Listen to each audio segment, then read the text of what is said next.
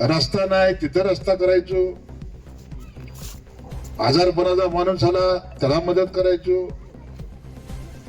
कोण गरीबाची घरी लग्न असेल तो आला माझ्याकडे त्या गरीबाला लग्नाला मदत करायचो, कोण शिक्षण शिकताय चांगले मार्क आहेत परंतु फी भरायला पैसे नाही गरिबी परिस्थिती आहे त्याला मदत करायचो.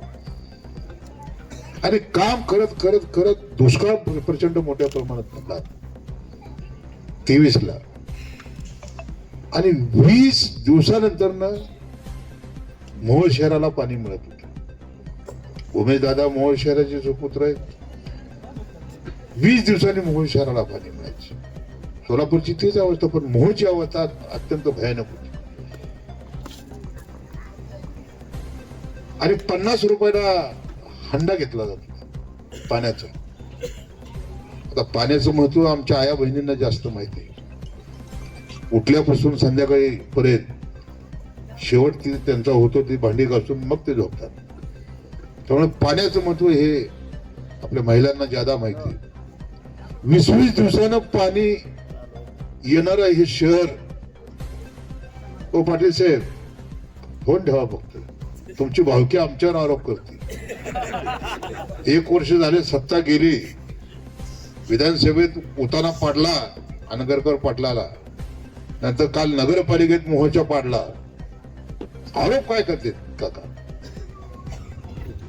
तर 20 दिवसानंतर पाणी येणाऱ्या शहराला काका मी मुंबईवरनं 20-20 हजार लिटरचे 10 टँकर, 16-16 हजार लिटरचे 5 टँकर उमेश दादा, आणि 15-15 हजार लिटरचे 5 टँकर, असे 17 टँकर.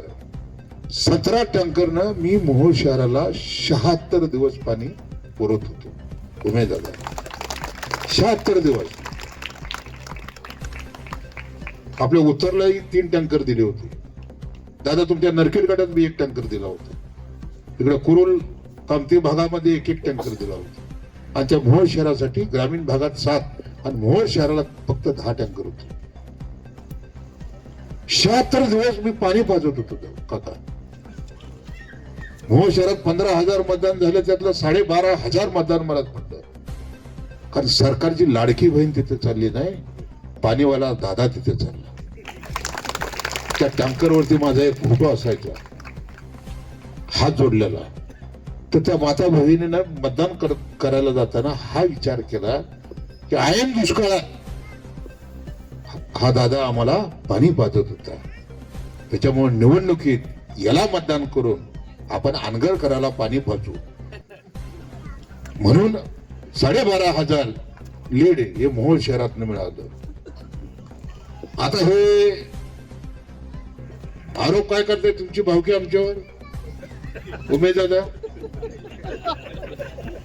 हा तालुका आता 25 वर्ष मागे गेला. म्हणजे 30 वर्षामध्ये काय दिवे लावले? अरे बाबा, तू जर दिवा लावला असता तर 20-20 दिवस मोहोळ शहराला पाणी मिळालं असतं का? दिवसात 3 वेळा पाणी मिळालं असतं. काका खरं खोटं आहे?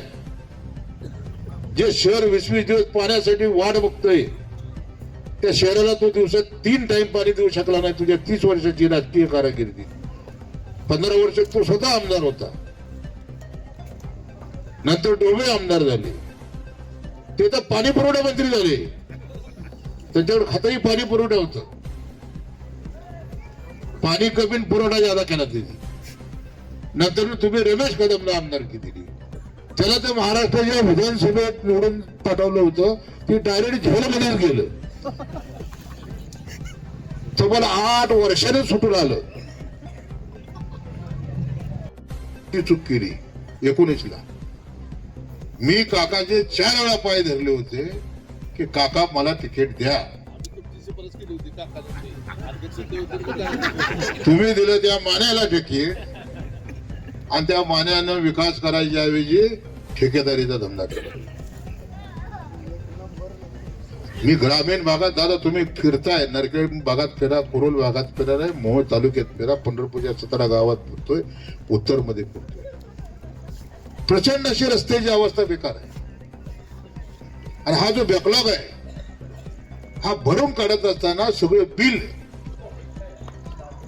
लोकांनी क्रांती केली आणि मला आमदार केलं. ही क्रांती लोकांची. यांच्या दादागिरी, दडपशाही, तानाशाही, झुंडशाहीच्या विरोधात सरकारी कार्यालय पळवत होते. आया बहिणी सुरक्षित नव्हत्या आणि यांना मूठमाती देण्यासाठी मला आमदार केलं. तसं मी काम बी करत होतो. आणि आता 1च वर्ष काका झाले, तर 30 वर्ष तालुका मागे गेला. मी असं म्हणतो उमेश दादा, 30 वर्ष तालुका महाग नाही, तो महागच होता. तो आता मी पुढे घेऊन चाललोय. म्हणजे काय बोलायचं त्याचं सुद्धा दादा. आणि ह्या वय जसं वाढत चाललंय दादा तुमच्या भावकीचं, तसं आता त्यांना बोलायचं बी समजणार. देवाभाऊ, मोदी साहेब आणि जया भाऊ. पवार साहेब गेले, अजित दादा गेले, पहिले शेकाप मध्ये होते. काकाला चांगलं माहिती आहे. शेकाप सोडून मग काँग्रेसमध्ये गेले, काँग्रेस सोडून मग एकसंघ राष्ट्रवादीत गेले. मग राष्ट्रवादी फुटल्यानंतर पवार साहेबाला सोडलं, दादाच्या मागे गेले. दादाच्या मागे गेल्यानंतर कालच्या निवडणुकीत 31,000 उताना पडले की दादापाशी पद गेली. मग भाजपमध्ये गेले. आता उमेश दादाने सांगितलं मग कोण कोण भाजपमध्ये गेलं. मानेही गेला, हे बी गेले, राजन पाटील तिकडे काय, ही बी माने गेले, दुसरे बी माने, तुमच्या उत्तरचे माने गेले. त्यांना तर दादा घेत नव्हते.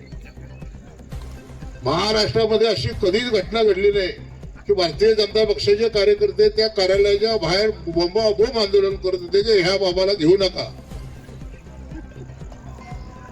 त्या तुमच्या सुभाष देशमुख तुमचा भाचा आहे, त्या सुभाष देशमुखला झोपेत असतानाच ह्यांचा प्रवेश झाला. बापूला टीव्हीवर बातमी कळाली, आला मी आमदार माझा विरोध असताना याला घेतलाच कसा. माझी बापूजी तुमच्या नातूच्या लग्नात गाठ पडली होती. अहो बापूला म्हणलं, बापू सावध राहा, रात वैरेचे म्हणलं, सगळा चोराचा बाजार म्हणलं भाजपमध्ये यायला लागलाय. आम्ही भेट नाही दादा. आमचा DNA, आम्ही 35 वर्ष कडवड शिवसैनिक म्हणून शिवसेनेत काम केलेली माणसं आहे. 1990 सालची कमळाबाई तुम्हाला माहित नाही, आम्हाला माहित नाही. ती कमळाबाई वेगळी होती, आताची कमळाबाई लई वेगळे. RSSचा कार्यकर्ता तिथे बसतो दादा आणि पालकमंत्री धडे देतो. जे पहिले 2 टाईप काँग्रेस तर्फे निवडून आले, जे आता दुसऱ्यांदा भाजप तर्फे निवडून आले. म्हणजे राजकारणाचा पोत हा संपून गेलेला आहे. विकासासाठी आम्ही पक्ष बदलला, हे धंदाच खोटा आहे दादा.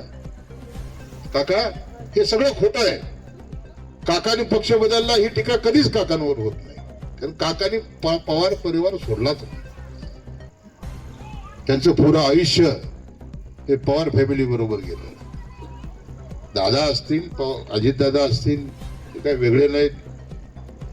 वेगळे असले असते तर पिंपरी चिंचवडमध्ये एकत्र लढले नसते, पुण्यामध्ये एकत्र लढले नसते. अनेक ठिकाणी आता उद्या जिल्हा परिषदमध्ये काय होईल सांगता येत नाही. आणि म्हणून काकानी पक्ष बदलला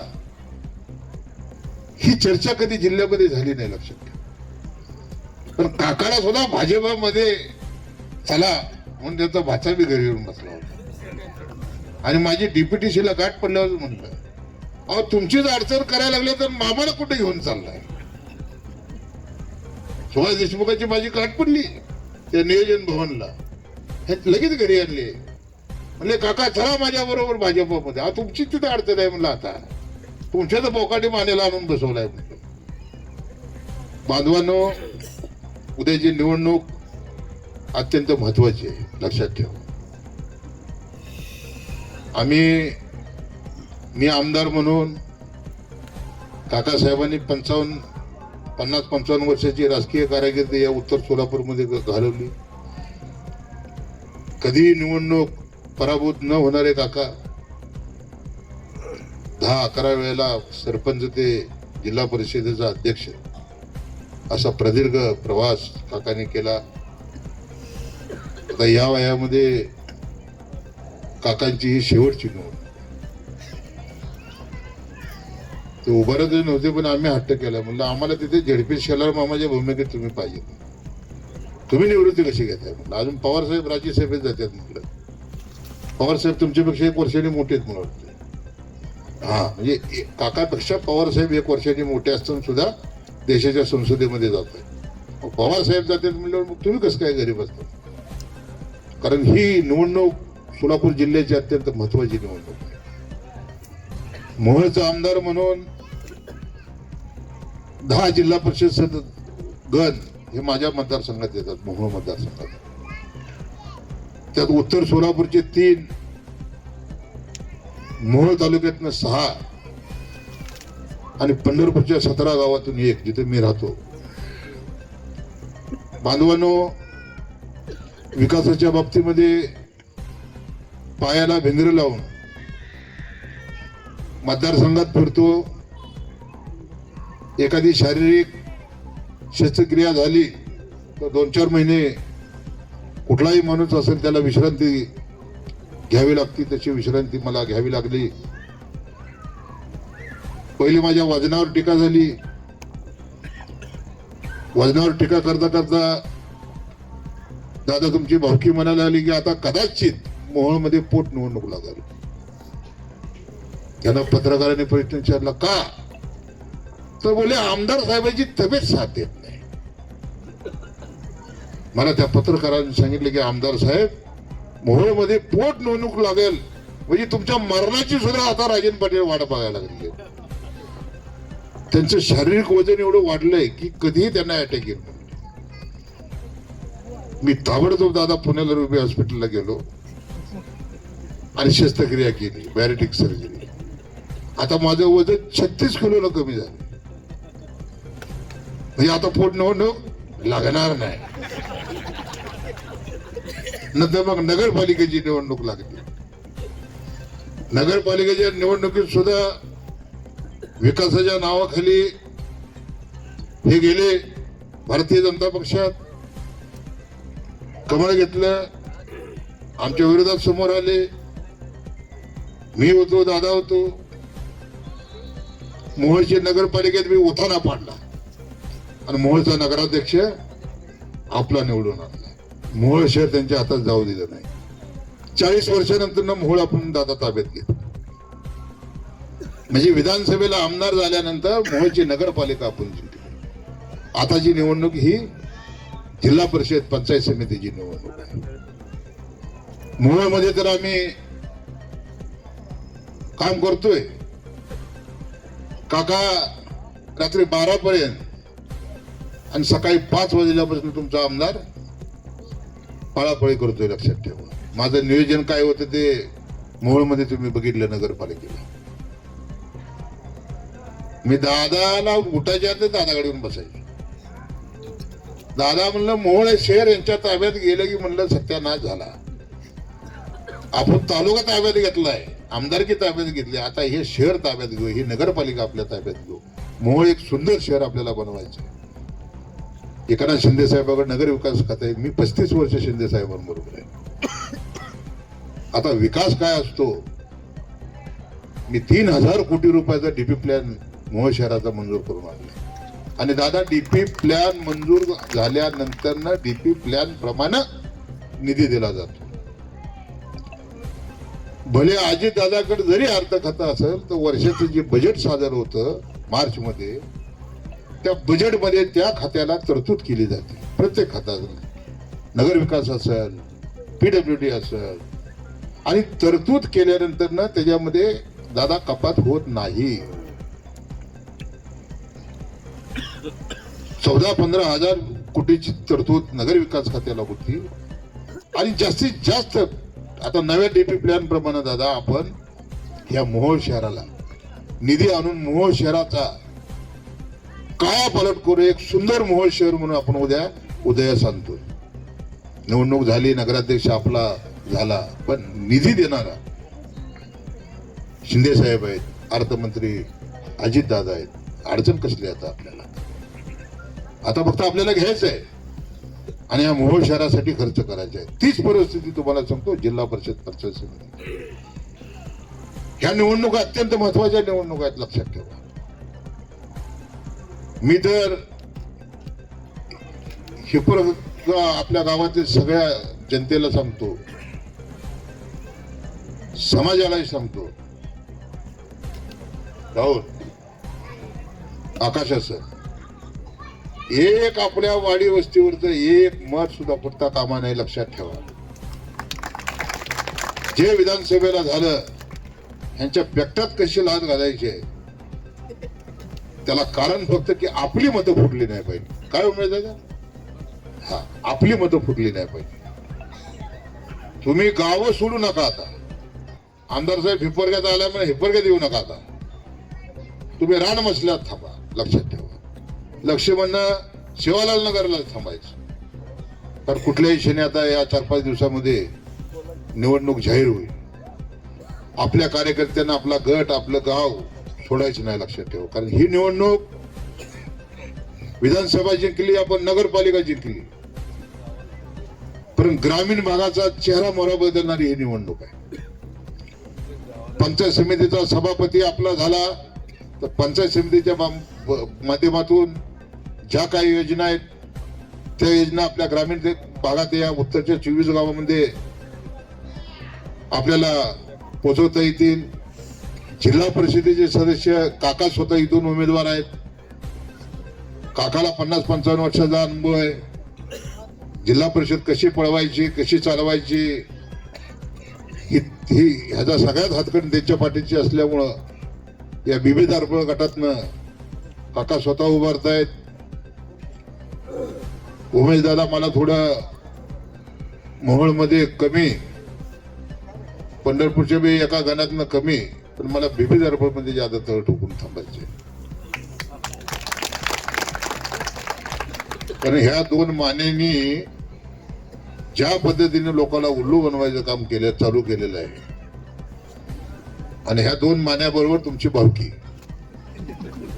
तर तुमची भावकी तुम्ही बघायची आता तिथं.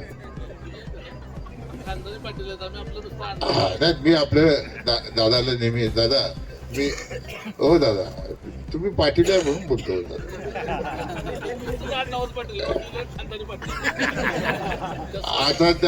आता मला सांगा दादा, तुमच्या गावात, दादा तुमच्या गावामध्ये,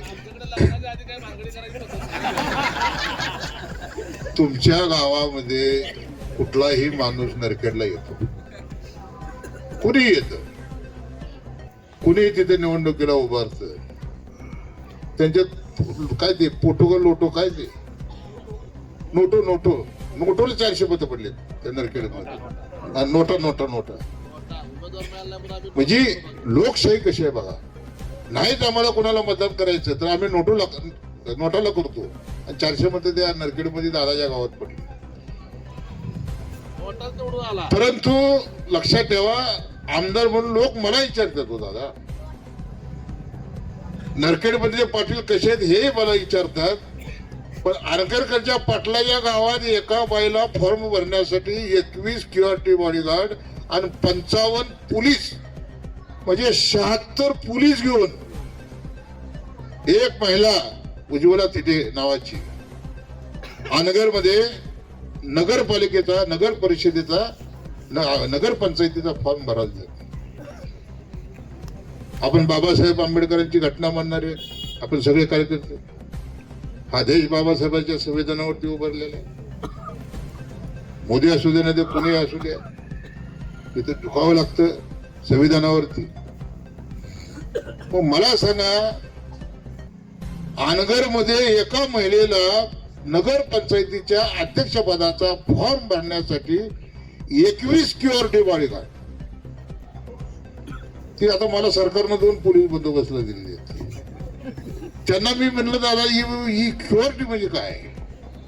पोलीस मला माहिती आहे, पण ही सिक्युरिटी काय? त्यांनी सांगितलं काका सिक्युरिटी म्हणजे देशाचा प्रधानमंत्री आणि देशाचा गृहमंत्री आणि राज्याचा मुख्यमंत्री ज्यावेळेला येतो त्याच्या बंदोबस्तासाठी ते क्युआरटी बॉडीगार्ड गन मशीनचे बॉडीगार्ड असतात. म्हणजे असे ते लांब लचक घेतलेले गन, म्हणजे एका सेकंदात 50 गोळ्या बाहेर पडतात. म्हणजे त्या शरीराची चाळण झाली पाहिजे. असे 21 बॉडीगार्ड त्या उज्ज्वला तिथेचा फॉर्म भरायला आणि 55 पोलीस अजून तिच्या बरोबर. लाज वाटते दादा मला की मी मोहोळ तालुक्याचा, मोहोळ विधानसभेचा आमदार आहे का जम्मू काश्मीरचा आमदार आहे? हा, कुठला आमदार आहे मी? अनगर काय जम्मू काश्मीर मध्ये? काका मी महाराष्ट्राच्या विधानसभेत राज्याचे मुख्यमंत्री समोर होते, रेकॉर्डवर आहे, लक्षात ठेवा, मी व्हिडिओ पाठवतो. मी महाराष्ट्राच्या मुख्यमंत्र्यांना विचारलं की मुख्यमंत्री महोदय आपल्या उत्तराच्या भाषणामध्ये मी अपेक्षा व्यक्त करतो, माझ्या मतदारसंघात अनगर नगर पंचायत आहे म्हणलं आणि मोहोळ नगर परिषद आहे म्हणलं, अशा 2 ठिकाणच्या निवडणुका लागल्यात म्हणलं. अनगरच्या नगर पंचायत मध्ये एका महिलेला 21 क्युआरटी बॉडीगार्ड जे आपण मुख्यमंत्री म्हणून आल्यानंतर असतात, प्रधानमंत्री म्हणून आल्यानंतर असतात, देशाचे गृहमंत्री म्हणून आलेले येतात तेव्हा त्यांना बंदोबस्त असतो. असे 21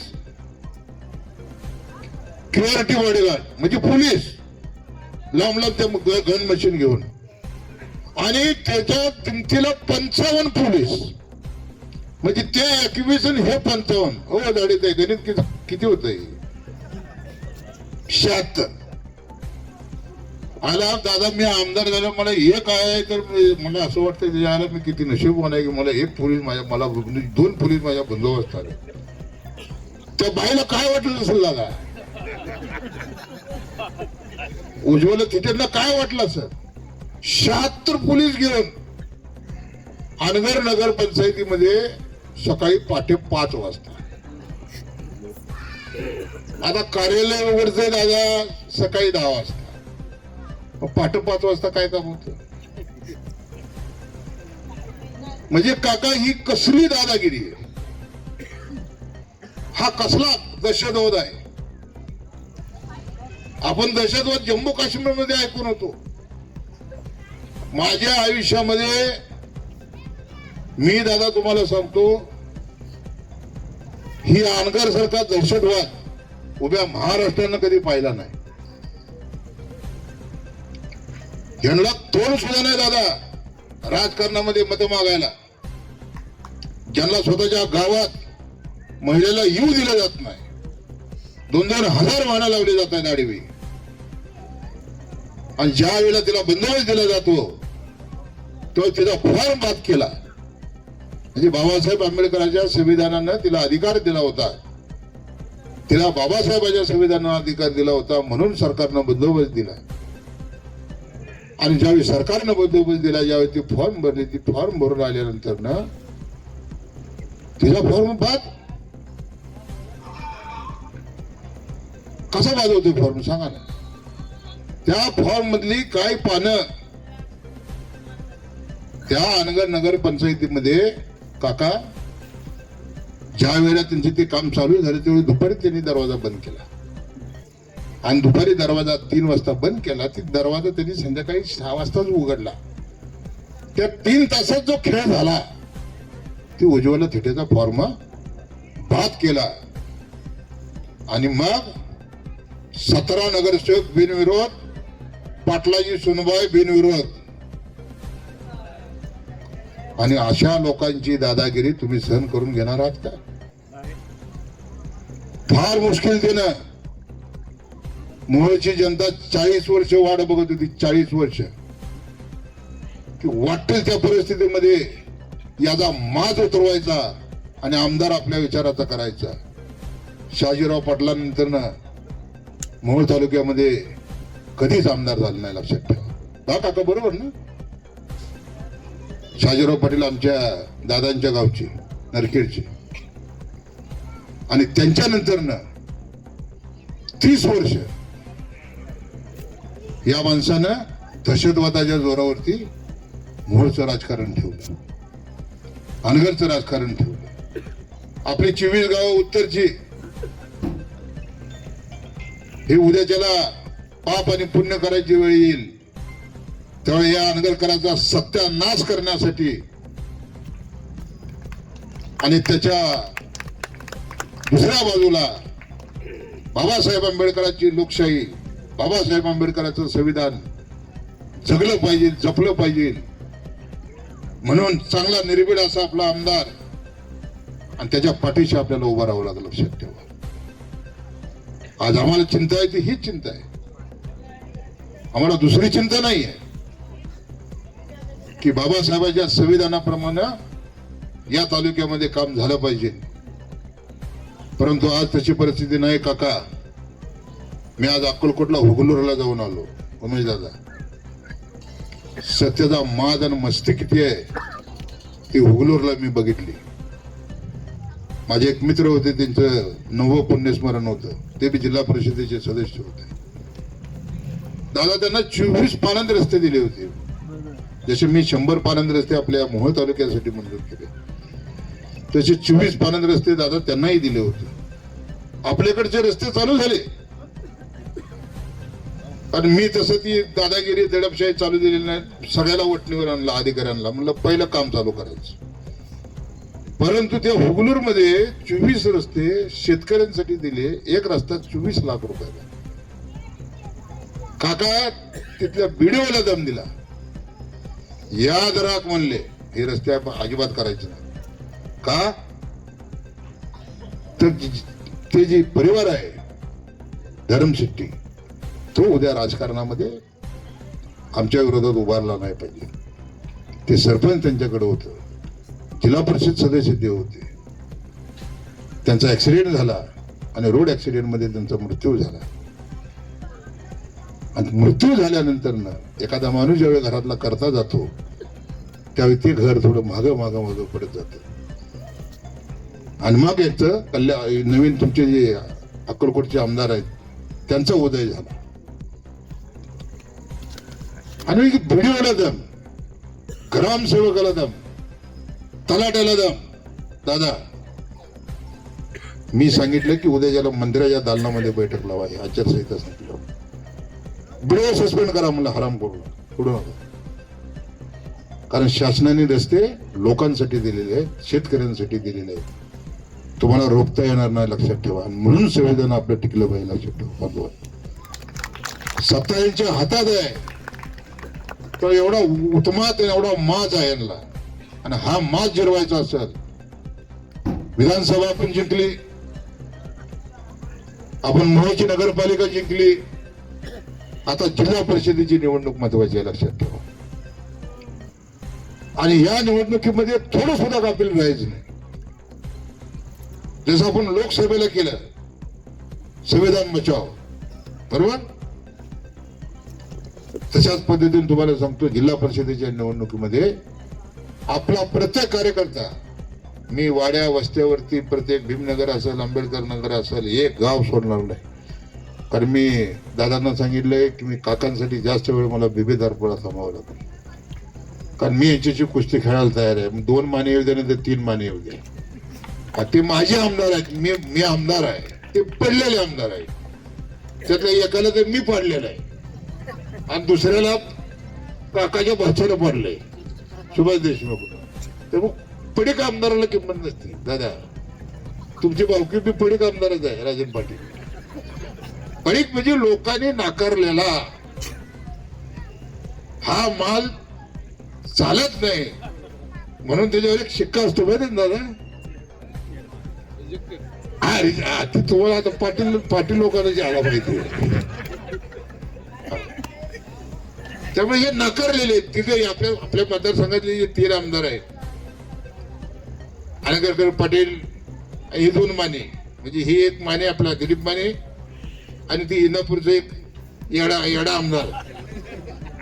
हे सांगितलं आमच्या दादाने, ग्रामपंचायतची लायकी, सदस्याला लायकी सुद्धा निवडून यायची नसणारा माणूस या काकाने, या उमेश दादाने 19ला त्याला आमदार केला. त्या मानेची चूक नाही, वैभव चूक खरी यांची आहे. आणि ही चूक त्यांनी दुरुस्त केली आणि मला तिकीट आणलं, मला आमदार केलं. तर बांधवांनो, आज उशीर झालाय. माझ्या माता भगिनी बऱ्याच वेळ मी तर पहिली